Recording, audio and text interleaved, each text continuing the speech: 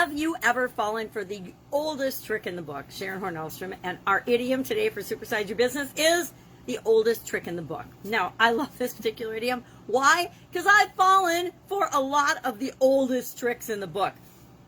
If you're naive and you think that the world's an awesome place and you trust everybody, chances are along the way, along your journey, you're going to fall for some things that are, it's a way of tricking someone that has been around for so long that you should have seen it coming a mile away, but we don't. We get bamboozled. I love the word bamboozled. We get tricked into thinking and believing something is some way, and it's a trick that's been used on hundreds, if not millions or thousands for sure, of people before, yet we still fall for it. It's an effective scam or strategy that people use that works and tricks other people into doing something, believing something, or acting in a certain way. Now, some people would say that marketing and sales strategies, a lot of those are tricks and tips and strategies. And every tip, trick, strategy book that you read has a little bit of maneuvering and manipulation in them. Are we helping people make choices and decisions in their own best interest? Yes, we like to think so. But if we're tricking them into thinking that they need our products or services and not just guiding them to make a conscious choice whether it's right for them or not, then I think we are probably participating in one of the oldest tricks in the book.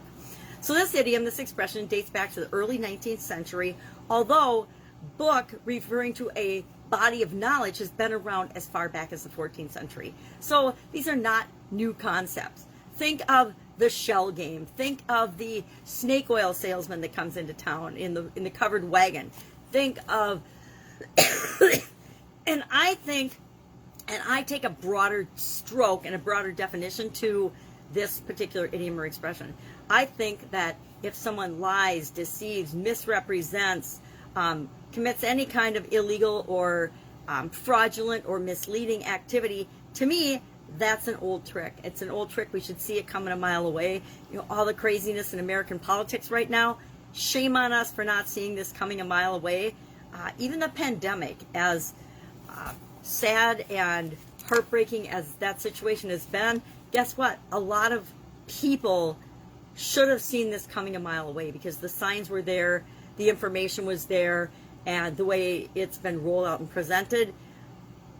I am learning from this particular episode in my businesses and in my life, and I hope that you are as well, so that next time anything crazy like this happens, and I guarantee there will be a next time because it was so effective in creating the impact that certain individuals wanted it to create, it will repeat itself.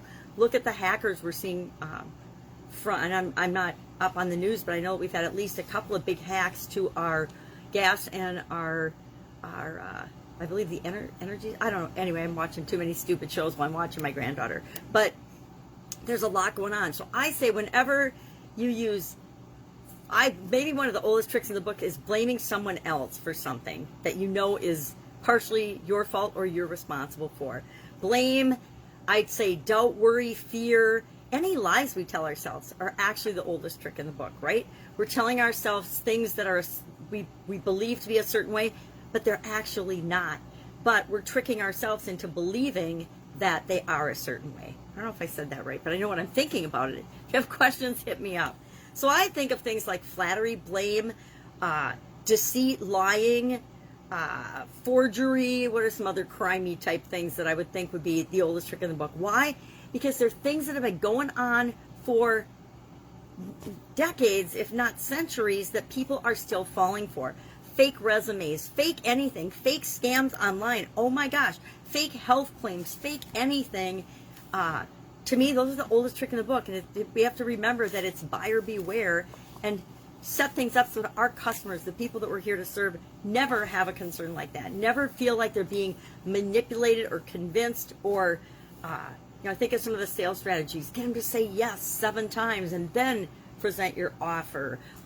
Just scam your stuff out there. Network marketing comes to mind where, they're still selling. Network marketing companies are still telling people to sell to their friends and family. Go right to your friends and family. Make your list of 200.